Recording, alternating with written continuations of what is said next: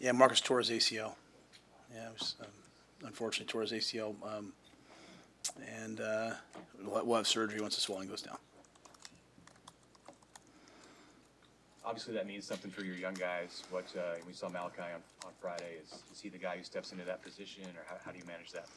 Yeah, I mean, Malachi played on Friday. Jaden Doss played on Friday. Jalen Lloyd played on Friday. I think all three of them have to be ready to go. So all three of them have come a long way. They've gotten better and better and better.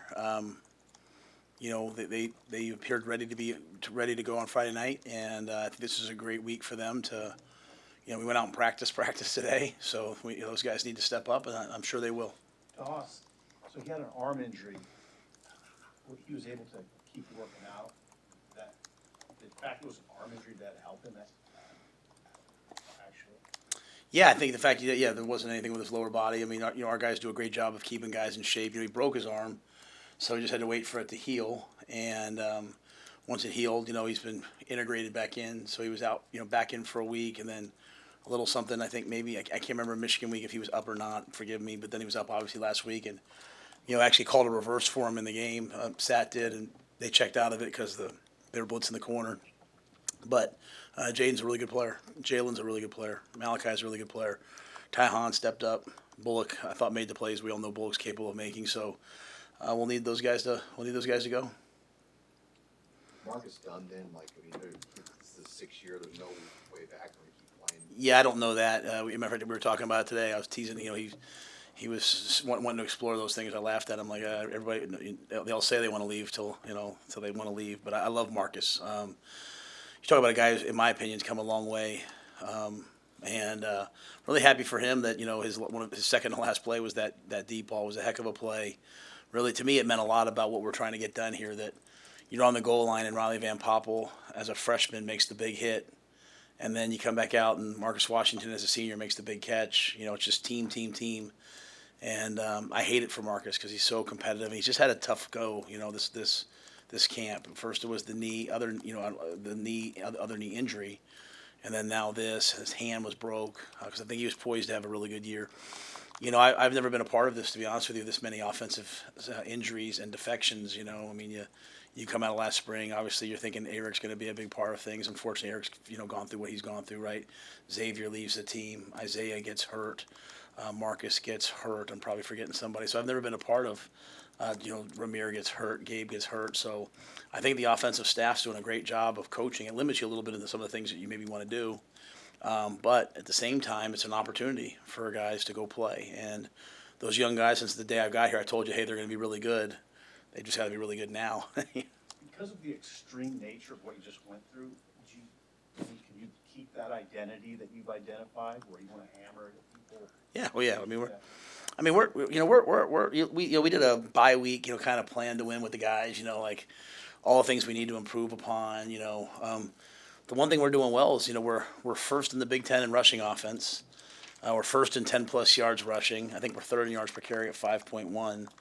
We're second in rush defense, maybe first or second in defensive yards per carry, and first in 10-plus runs.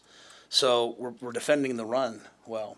Third down, we need to get about 7% better on offense and 7% better on defense. I think we're middle of the pack on, I can't remember the numbers, but we're 40% on defense. Okay, we need to be in the low 30s, and we're 37% on offense. We need to be in the mid 40s. So there's a lot of things that are just close. The one thing that's giving us a chance is running the football. We're minus through 6 games. We're I guess -7 in the turnover battle. We're 129th out of 133 teams, and that's that could have been a 30-7 game, 35-7, 40-7 game. So there's a lot of things, but our identity of running the football, and taking away and stopping the run, that can't change. That's just a bedrock of who we want to be. It didn't work we couldn't get it done against Michigan. They're beyond that. We were beyond that on that day. But as we move forward, we have to continue to do that. These young receivers, I think we started making some plays in the passing game this past game that allowed us to score some touchdowns by tying some third down conversions. We just have to continue to augment that as we move forward. You mentioned the turnovers, and they all came late on Friday. Is there a different kind of opportunity to learn from those when they happen in a win than there is versus like the Minnesota game where you had some of the same late turnovers and a loss? Yeah. That's a great question. I hadn't really thought about that. What I did tell the team was, at some point, it's going to have to stop. It's been 8 years of it here. Going back to the 9-4 year was the last year that we had a plus turnover margin. So it's all these different voices saying it. And it's not, and we're talking about just the offense right now, but like the defense is only taking the ball away 6 times. They're like 11th in the Big Ten. So it's not like we're like doing, everyone kind of looks at the offense like, come on, guys, well, we're supposed to be taking the ball away on defense. That game was trending in that direction, right? Like Quentin had the pick. Take away Heinrich's pick. I mean, to me, Heinrich's pick was like, hey, it was like, we're going to take a shot down the sideline. If it's intercepted, it's a punt. Like, I mean, we don't want it to be intercepted. The fumbles in the red zone are ridiculous, right, inside a 4-minute. So, I challenged the team like, hey, we literally the day before walked through 4-minute offense. We spoke it into existence that we're going to have the lead. And quarterback, what are you going to do? I follow the ball. Offensive line, what do you do? We finish. Defense, running back, what do you do? I run to contact and get down. Like, it's coached, and it happened the day before. And then, as we said to the team, hey guys, who brought that up in the huddle when it was happening? And everyone said no. Like even Heinrich said, I didn't even think about we were in 4-minute offense, which it's 4 minutes and 20 seconds, but it's so. Those are teaching opportunities to me. Is it a little easier when you win? Probably. But it's still the same problems are still there that were there at Minnesota. The same issues are still there. So we've got to continue to clean them up. My point, though, is there are the same issues on special teams. They're the same issues on offense and on defense. Everybody has their issues. So as a team this week, we have to clean up some things so we can be better against Northwestern. I know you're just beginning in the Big Ten journey, but you played 3 of the games, and you've also, I'm sure, scouted teams on film. Do you find that the identity that you come up with is pretty durable for this league and fits this league goal? Yeah, I think so. I mean, who's winning in college football that's not, running the football and playing good defense? I mean, we have to be more explosive on offense, right? You're not going to be able to win long term if you can't make explosive plays in the passing game. We're one of the top teams in terms of explosive run plays, but we're going to need some explosive pass plays. And on the flip side, on defense, we've given up way too many explosive 20-yard passes. So that component will continue to come. That's part of that is people getting comfortable. Part of that is playmakers. Playmakers as they develop, as you recruit them. There's a lot of teams on Saturday that catch a slant and take it 80. We have the guys who can do that. We just have to continue to get them confident. And I see our team becoming a more confident team day by day. So, I think playing defense, running the football. I mean, that was a really people don't know that was a really windy day. It was just what Coach Osborne was out at practice today. That's just what Coach Osborne told me. There'd be some really windy days where like having good special teams and having good defense and the ability to run the football is going to be really, really, really important. How important is Anthony Grant now? More so, he's always important, obviously, and did he come out of Illinois okay? Well, he's not okay with me because he keeps fumbling the ball. I love Anthony, but you can't play for us if you can't control the ball. So Anthony, he's got to improve that. Not in the doghouse. People take things the wrong way. He's got a skill that is not showing up. It's very simple. To me, it's all technical. Football's never emotional for me. It's just technical. So I have to get that fixed for Anthony, and Anthony has to get that fixed for Anthony, or he can't play because we can't. You can't fumble the ball in practice on Tuesday, then fumble it again in practice on Wednesday, then fumble it in 4 minutes on Saturday and think you're going to play the next week. So I think the bye week comes at a great time because Anthony can really work on that this week. He's got such great vision. He has all these things, but he has one skill that's preventing him from playing at the level I think he could play at. So, he's healthy, all those things, but I'm counting on Anthony. And I need him, and we need him to step up, and we need him to very simply cover the top of the ball and not run with the ball like this. And so I don't know what else to do other than to say what I just said. I've said it to him, obviously, but say what I just said so he hears it because he's a really good player that could probably play for many years after this. But you're not playing for Bill Belichick if you fumble the ball. You're not playing for Mike Tomlin if you fumble the ball. So we need him this week to really make a step. What do you think's at the root of that issue? It seems like, I don't know if he's running more physically than he has in previous years, but He did the same thing in Illinois last year. It was a close game. The ball was ripped out. And to me, it's all technical. It's about covering the tip of the ball and keeping the ball high and tight. If you watch Heinrich run with the football, Coach Osborne came in yesterday. We watched some film with us, and he was just talking about how beautifully Heinrich carries the football. He carries exactly like we ask him to do.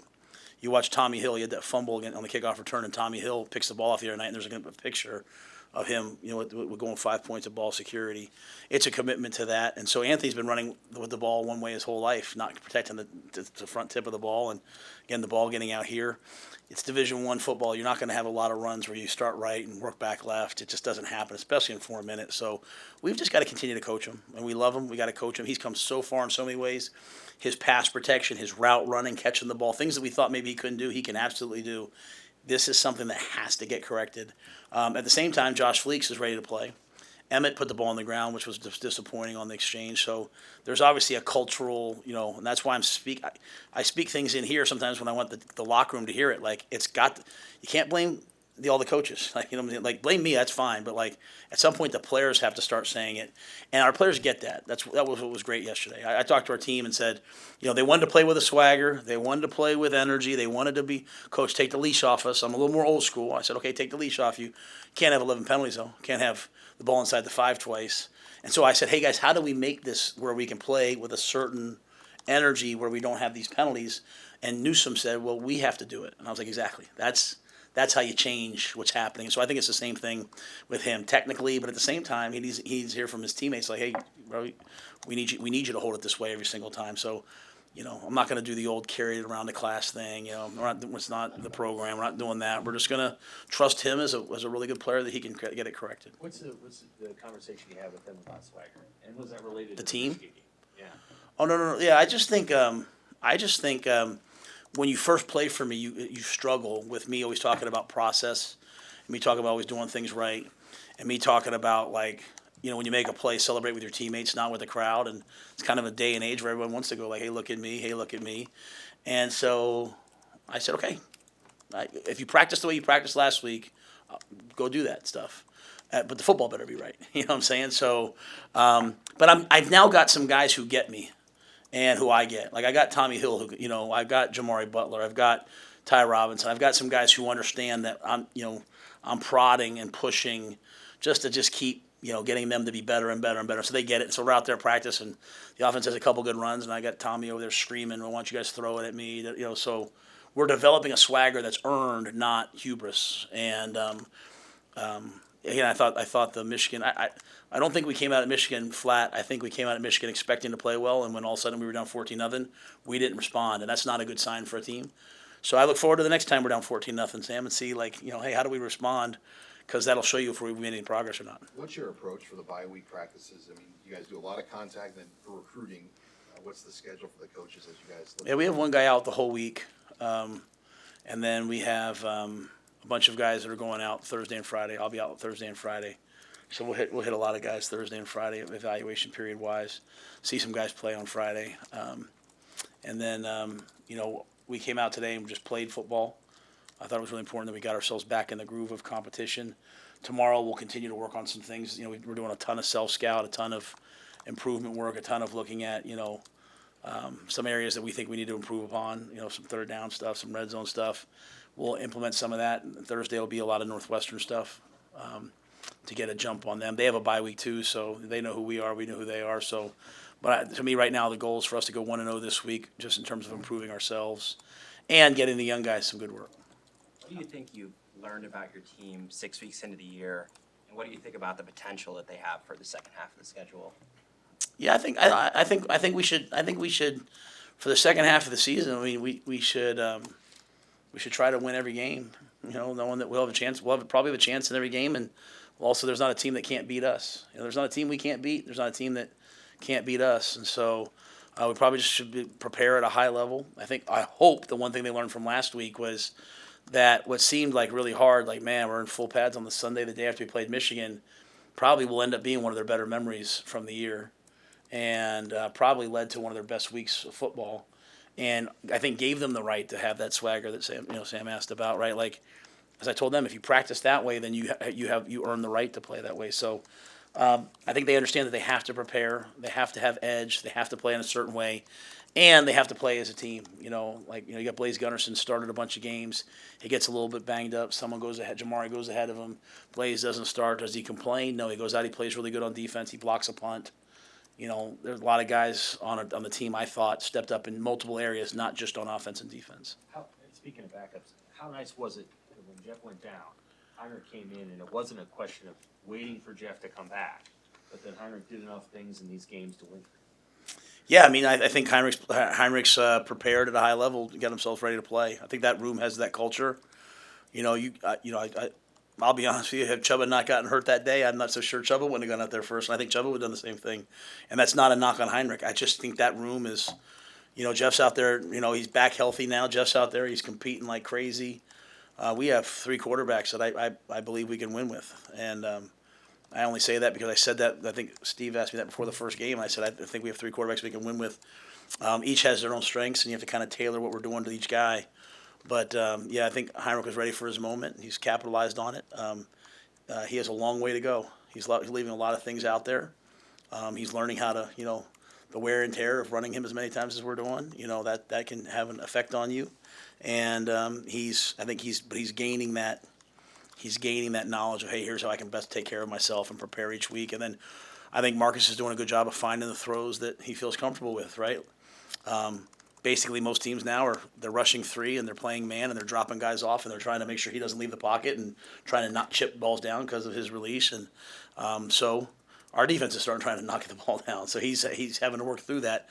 But takes great ownership. I have a lot of respect for Heinrich. He had a ball batted down today and he was like, "That's on me." Like he gets angry at himself. So I think he'll turn himself into a really good player. And this whole drop 8 thing's becoming more popular, right? Like, teams are just doing it more. Why is that, do you think? And how has it been effective and what's challenging about it? Yeah, I think when you look back at like Iowa State and the big John Heacock and the Big 12, they kind of first started it, and I think a lot of teams just recognize. I mean, if you're in the NFL and you're a rookie quarterback, and you're playing against Bill Belichick, he's probably going to drop 8 the whole game on you and make you throw into windows, and you can double guys. You're taking away the underneath throws, and you can have 3 guys deep. So. We do it a good bit. Other teams do it a good bit. You had to have a really, an accomplished receiver or accomplished passing game to find holes in it. We did it against Tom Brady, and eventually he'd find a way, obviously, to get you. But a lot of times, he would check the ball down before he finally figured out where he wanted to go with it. So it just takes a lot of precision in the passing game. And if you have some guys who can rush with a 3-man rush, then you're cooking with gas. We talk about the significance of having Van Poppel in that goal line situation, then having him at the point of contact on that massive play. Yeah, Riley's someone I kind of pushed Terrence to play more. I'd like to see him play more. I think he will play more the second half of the season.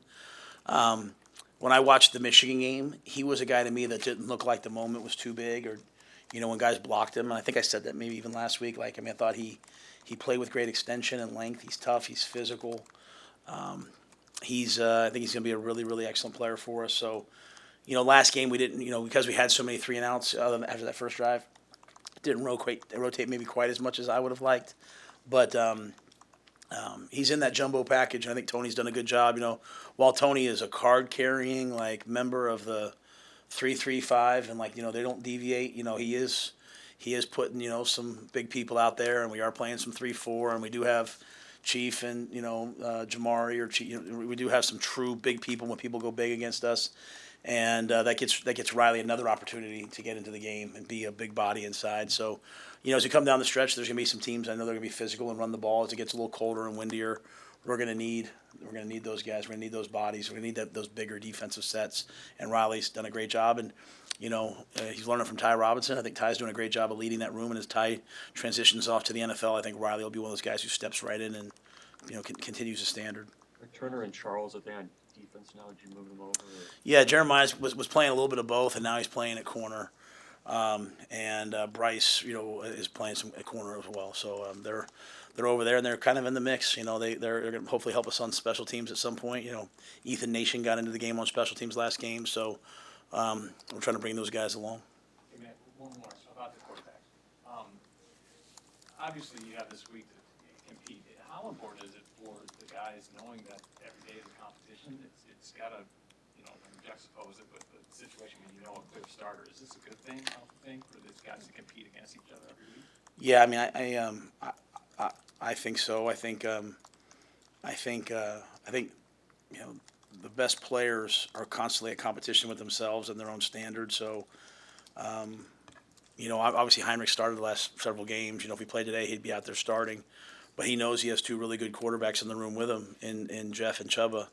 And so, you can't kind of blow a day off, right? You can't show up one day and not be locked in. You can't, you can't miss the team bus. You can't do whatever. You've got to stay locked in and healthy. I don't really worry about that with those guys, but a lot of times parents have said to me over the years, well, if you would just make him the starter, I would tell you, you'd see how confident he'd be. And I'm trying to get I'm not worried about where these guys. I'm trying to get all these guys ready for their next phase in life, right? The NFL or the real world. And you walk around every day at the next level waiting to get cut. So you better learn how to handle pressure. And true confidence comes from within.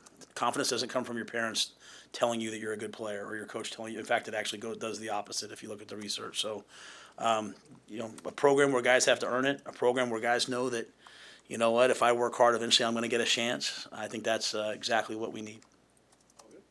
Thanks, everybody. Thank you. Thanks.